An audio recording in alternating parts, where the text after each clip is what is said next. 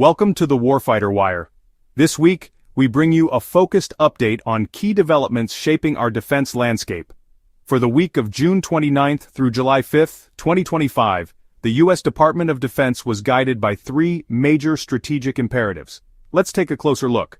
First, the accelerated institutionalization of military assets for domestic security missions, a significant development. Second, a major legislative and financial initiative to modernize the force in response to peer adversaries, an important step forward. And third, the ongoing operational and intelligence management of the complex security environment in the Middle East following recent kinetic strikes, demonstrating continued vigilance. Let's begin with updates from the Office of the Secretary of Defense and Joint Operations. There's much to cover. At the highest levels, the U.S. military's role in domestic security continued to expand this week, with particular attention on the U.S.-Mexico border. Significant changes are underway.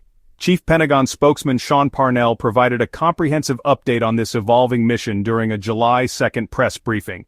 Here's what he shared. He announced that Defense Secretary Pete Hegseth has directed the creation of two new National Defense Areas, or NDAs. This marks a notable development.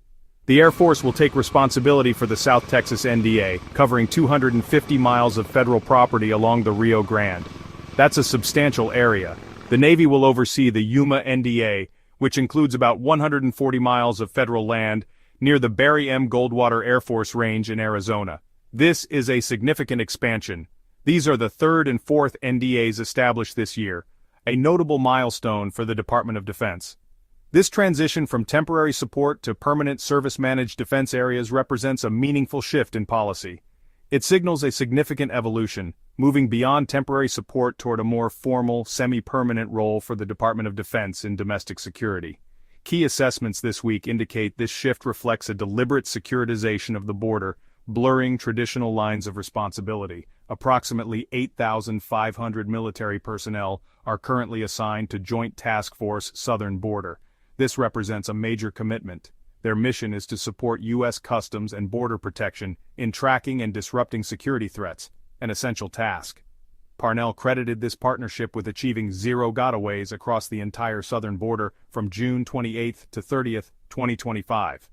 These are impressive results. The reliance on military personnel extends beyond the active component. Over 4,200 National Guardsmen are on state active duty supporting Texas's Operation Lone Star. An additional 70 Guardsmen are providing security for the Alligator Alcatraz Immigration Detention Facility in the Florida Everglades. Every contribution matters. In California, a separate mission involves about 5,000 personnel, a mix of California National Guardsmen and roughly 700 active-duty Marines, mobilized to protect federal functions and property in the Los Angeles area. This week, Marines from the 3rd Battalion, 7th Marine Regiment were reported to be staging gear to replace the 2nd Battalion, 7th Marines, showing a sustained rotational commitment to this civil support mission. On the international front, the Pentagon is actively managing the strategic landscape following Operation Midnight Hammer, the joint U.S. and Israeli strikes on Iran's nuclear program conducted June 22. The United States is maintaining a strengthened force presence in the U.S. Central Command region to help deter any further escalation. This posture features Air Force F-15 E-Strike Eagle and A-10 Thunderbolt II aircraft, as well as two aircraft carrier strike groups led by the USS Carl Vinson and USS Nimitz. These carriers are equipped with FA-18 Super Hornets, F-35C fighters, and EA-18G Growler electronic attack aircraft. The F-22 Raptor stealth fighters that took part in the initial strikes are now returning to their home base at Joint Base Langley Eustis in Virginia. A key aspect of the post-strike environment is the Pentagon's careful approach to public messaging.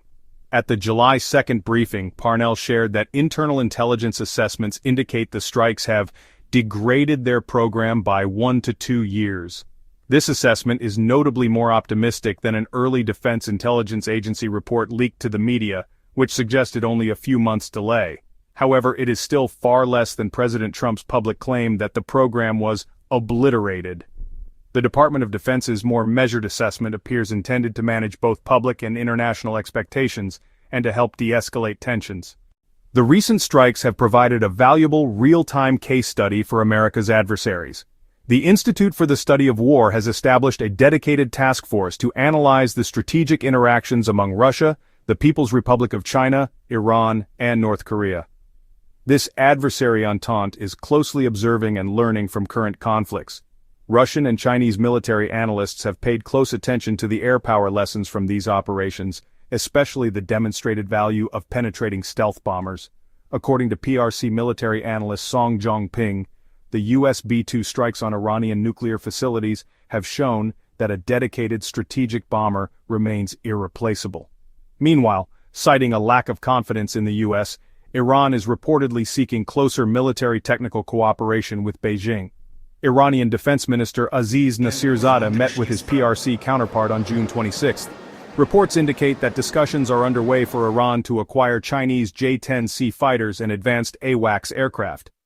An article in the Iranian military-affiliated DIFA Press highlighted the J-10C as a more affordable alternative for Iran's Air Force.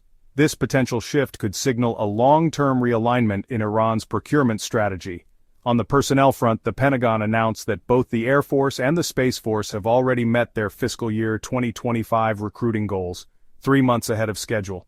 Spokesman Sean Parnell attributed this achievement to what he called all-time high enthusiasm to serve among young Americans. However, this positive narrative is supported by a pragmatic and fiscally assertive strategy. The Department of the Air Force's fiscal year 2026 budget request includes plans to triple funding for initial enlistment bonuses for both the Air Force and Space Force. The Air Force is also seeking an additional $71 million for officer aircrew bonuses, directly addressing a persistent pilot shortage. This dual-track approach reflects a comprehensive human capital strategy, leveraging favorable political momentum while using targeted financial incentives to attract individuals with highly technical skills.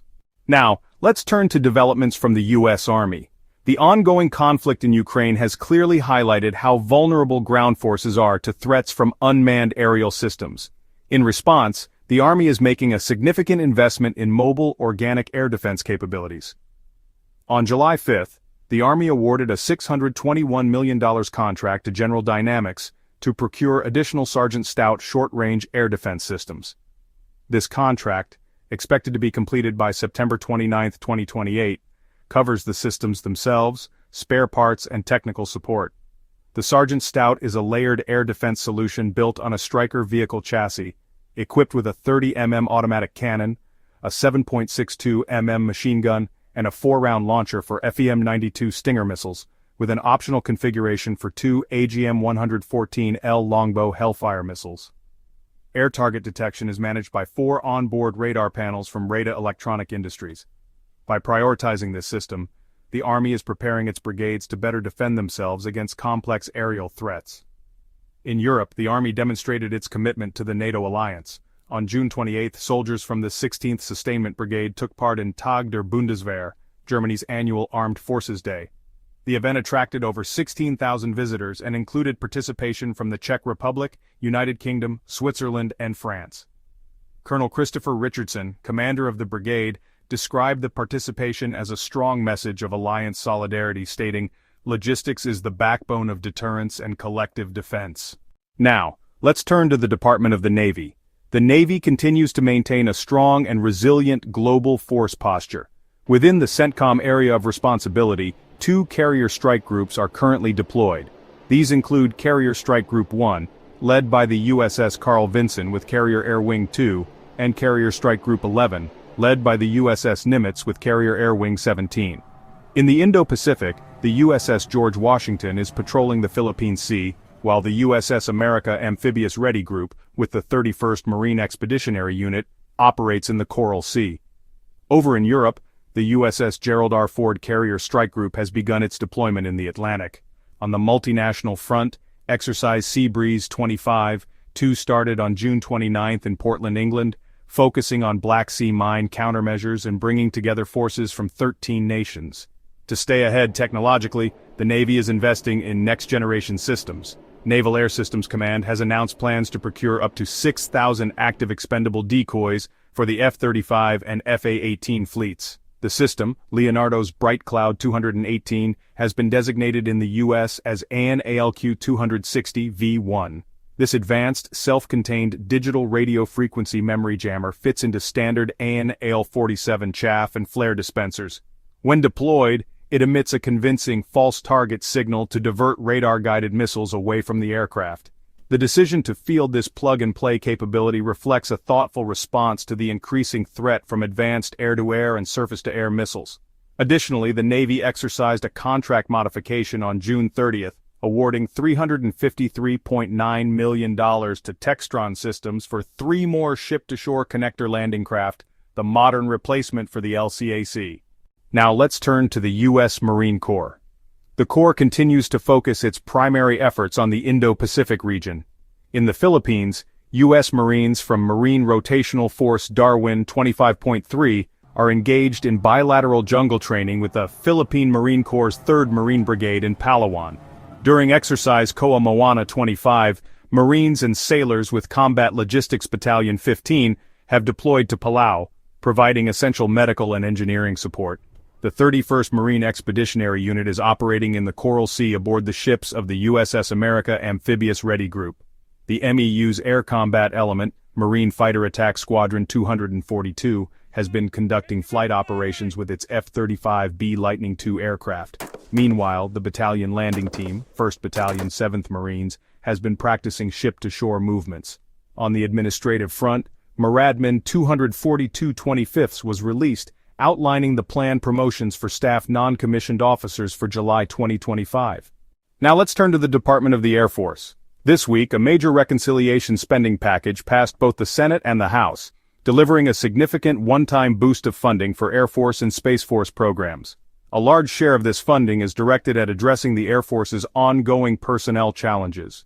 The fiscal year 2026 budget request includes a notable $71.2 million increase for hazardous duty incentive pay for officer aircrew. This increase is driven by a projected 15% rise in the number of pilots, from 8,941 in 2025 to 10,314 in 2026, who are expected to take advantage of retention bonuses. The Air Force is also planning to triple its funding for initial enlistment bonuses, reaching $141 million in fiscal year 2026, with a focus on hard-to-fill roles like special warfare, cybersecurity, and explosive ordnance disposal. On July 3rd, the Air Force awarded a key contract that will shape the future of the nation's strategic communications infrastructure. Boeing was selected for a $2.84 billion contract to develop and produce 4 evolved strategic satellite communications space vehicles. The ESS program will succeed the Advanced Extremely High Frequency constellation, providing secure and survivable communications for nuclear command and control. The Air Force also maintained a high operational tempo, wrapping up Atlantic Trident 25, a high-end training exercise in Finland with the UK, France, and Finland, and conducting COPE Angel 25, one at Kadena Air Base in Japan to enhance bilateral search and rescue skills with the Japan Air Self-Defense Force. Now let's turn our attention to the U.S. Space Force. The latest reconciliation spending package brings a notable funding opportunity for the Space Force. The Senate Armed Services Committee's version of the bill recommends $15.3 billion for integrated air and missile defense, plus $5.9 billion for INDOPACOM support. Altogether, this $21.2 billion total would significantly surpass the Department of Defense's original request. Notably, the INDOPACOM support section includes a $1 billion allocation for the X-37B spaceplane. This level of funding goes well beyond what's needed for an experimental program, suggesting a major expansion of the X-37B's role and operational tempo. It could even support building more vehicles, since only 2 are publicly acknowledged today. The program is evolving from a reusable test bed into a core, operational part of America's strategic space capabilities. Its inclusion under INDOPACOM support strongly suggests its mission is now directly linked to strategic competition with China. In addition to budget news, the Space Force has launched a new civilian human capital evaluation and accountability program to further professionalize its civilian workforce. Let's turn our attention to defense-wide agencies and the week's most significant contracts. The Missile Defense Agency awarded the largest and most strategically important contract of the week. On July 1st, the MDA issued a sole-source 10-year contract to Lockheed Martin, valued at up to $2.97 billion, to continue as the combat systems engineering agent for the Aegis ballistic missile defense system. This contract covers ongoing design, development, and sustainment of the Aegis BMD combat system for the Navy fleet, land-based Aegis ashore sites, the new Aegis Guam system, and the future Glide Phase Interceptor to counter hypersonic threats. The sole source award is justified by Lockheed Martin's unique expertise and exclusive access to the Aegis BMD weapon system's design and software source code. This move reinforces Aegis as the foundation of U.S. missile defense for the coming decade. In line with the strategic focus on the Pacific, a $295 million contract was awarded to Cortec HDCC Kojima LLC to build a new defense system command center in Guam, with completion expected by March 2029. This investment is crucial for strengthening command and control infrastructure in America's key military stronghold in the Western Pacific.